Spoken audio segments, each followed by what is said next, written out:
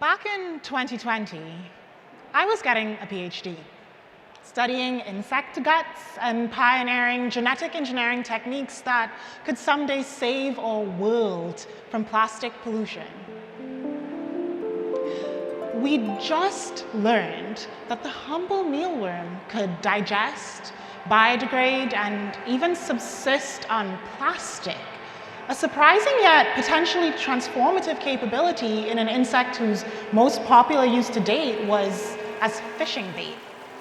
At least, those were my high hopes. But the arrival of a global pandemic meant that I couldn't go into the lab, and my precious mealworms withered while we all waited for return to normal that never came. That's when I turned to gardening. I started with a single succulent. I figured it would be hard to kill. Within 4 months, I was the proud steward of 2 jalapeno plants, a lime tree, 6 marijuana plants, a wide assortment of herbs, countless cacti, and a cute little strawberry bush. I spent every morning out on my tiny balcony admiring the greenery. That strange summer, under the pervasive threats of respiratory illness, police brutality, and all-consuming pessimism, I found solace in my garden. It's easier than ever to feel alienated from our work and from each other. More and more remote work and productivity apps are muddying the lines between our personal and our professional lives. But gardening is the opposite of all of that. It's dirt and water, sun and seed. It's rooted in reality. There's a direct connection between what you put into it and what you get out of it. And it begins with close observation. You monitor the plants as they grow. And when things start to go awry, like wilting leaves or an infestation of pests, you don't blame the plants, you intervene. Maybe they need a sunnier spot or more water.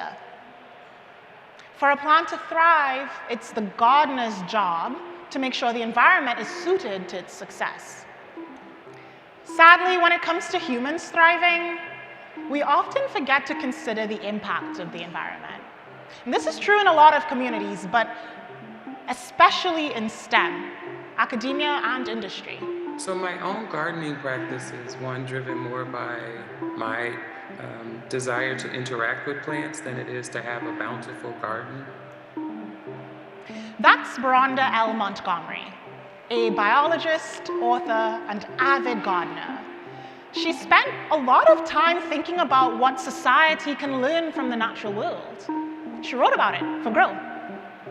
In the US, there is an indigenous farming practice that I've been deeply inspired by, not to co-opt the story, but deeply inspired by, which is the Three Sisters, where corn, bean, and squash are grown together. And this is an example where these are plants that have complementary growth patterns. So corn grows tall, bean is a vine, it grows around the corn using the corn for support, but the bean is in the family of nitrogen-fixing plants, where it can take atmospheric nitrogen and convert it through chemical processes into a chemical fertilizer that supports its growth, but also supports the corn that it's growing with. And then traditionally, in the indigenous farming practices in North America, the third sister is squash, which grows low to the ground and kind of serves as a ground cover to keep the ground moist, keep out weeds. And so each of those plants has a different role, and it's been known for many years in indigenous farming communities that they grow better together. And the opposite of that? So monoculture really is this idea of having a single type of plant that has a single type of behavior, a single type of fruit that's produced as the predominant species in a field. And I think part of what we see is that for many years that we've had a kind of a monoculture of white males in sciences. Approximately 2/3 of the workers in STEM are white. Black, Indigenous, and Latinx people are all severely underrepresented, and the workforce only gets more blindingly white the closer you get to the boardroom. So the biggest consequence is that diversity of thought, diversity of opinion is really needed to solve complex questions. And when you have a single mindset, even if you can think that thing through very clearly, you're thinking it through from a single perspective. And so our ability to get at new answers, new perspectives, new inputs is limited when we have a limited number of individuals that are at the table. The cost of this monoculture has never been clearer. Take the case of pulse oximeters. For decades, white scientists have known and ignored the fact that these devices, which monitor the oxygen level in our blood, don't work accurately on darker skin. COVID brought this fact to light and more. Throughout the pandemic, America's long history of biomedical racism and the long-standing underrepresentation of Black, Indigenous, and Latinx people in STEM has led to bad health, lack of access to quality healthcare, and in some cases, to an understandable distrust of public science. Now, a few Black scientists in their labs are working to improve pulse oximeter technology, which in turn could ultimately improve health outcomes and survival rates for all melanated people. There's so much more we can do in the right environments. Throughout my time in academia, I've worked on diversity, equity, and inclusion initiatives. At MIT, I was an undergraduate ambassador for recruiting underrepresented minority students. During graduate school at Stanford, it was much the same, recruiting, advocating to professors and administrators, speaking on panels. I was pursuing my PhD with plans of becoming a professor and mentoring other Black students to success. But when I asked the one Black woman professor of engineering for career advice, she said, well, you'll experience discrimination, but that's always expected. By the end of 2020, after a rewarding and fruitful season in my garden, I no longer wanted to expect discrimination or isolation or work unrewarded. I wanted better. In STEM, a few minorities are introduced into a monoculture and expected to thrive. When they don't, well, it must be their fault. And I think too frequently what we do is try to bring a diverse set of individuals in and mentor them how they fit to the environment, as opposed to using mentoring to understand the relationship between individuals and the environment.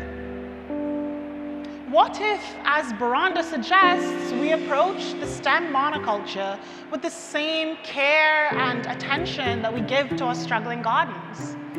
There are widespread benefits to breaking up monocultures.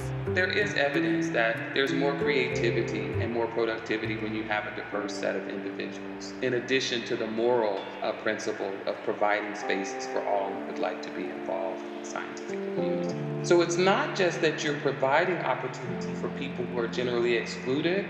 Everyone thrives better in a diverse community. A good plant caretaker knows that each member of a community has particular potentials and needs and fosters synergies between them. They take a growth-based perspective and refine their strategies. They talk to their community, exchanging wisdom and references. We can do this in STEM. It will require some changes. Our current structures are not set up to recognize and reward individuals who approach mentoring through the lens of environmental stewardship. Our current structures count how many students did you graduate. They count how many individuals you've helped publish papers or get grants. It doesn't necessarily mean that you've done good mentoring. So I think that the biggest structural change that has to happen is we have to shift from only focusing on what we do to how we do it. We have to ask the individuals, the students, the colleagues who were involved, were you treated well? Or did you get to grow as a professional and a person as this was produced? And so I do think that one of the reasons I have started to think of mentoring and leadership as environmental stewardship is that we have to say that we're taking care of the environments in which people do their work, even as we're questioning and judging and quantifying what work was accomplished in those environments. Gardening taught me to expect more from the people and institutions around me. Whether I'm working in the dirt, or the lab, or the office, I am always seeking to build the supportive environment I desire. A polyculture that not only allows, but encourages everyone, truly everyone, to thrive. Thank you.